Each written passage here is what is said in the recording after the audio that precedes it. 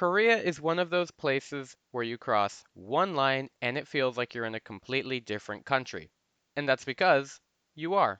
Hello, everybody. My name is Anthony, and today I'm going to be talking about why there are two Koreas.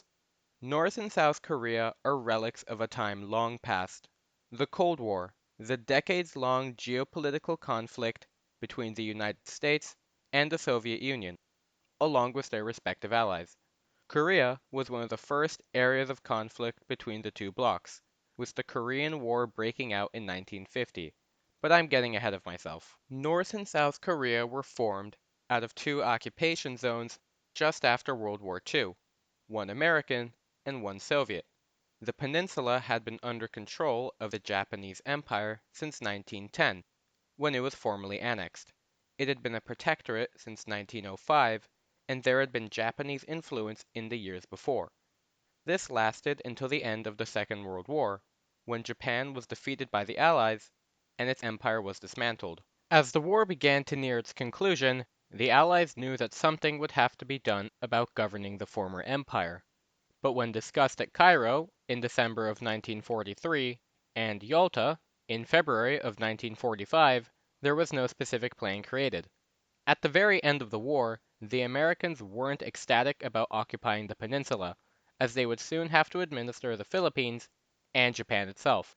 But the Soviet Union, which had invaded Manchuria and parts of northern Korea, was, as the Tsar had relinquished a claim to the land at the end of the Russo-Japanese War in 1905. In the last week of the fighting, American officials Dean Rusk and Charles Bonesteel decided on the American occupation of East Asia.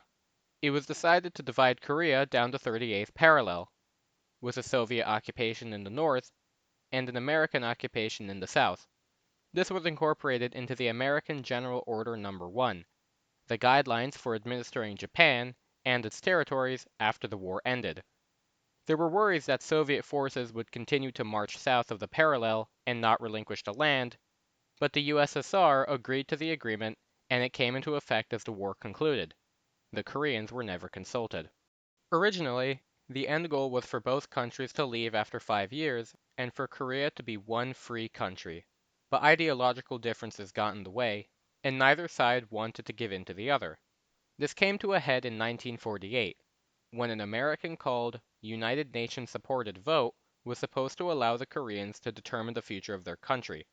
The northern part of the country refused to participate, and as a result, the southern part of the country established its own government, led by Syngman Rhee.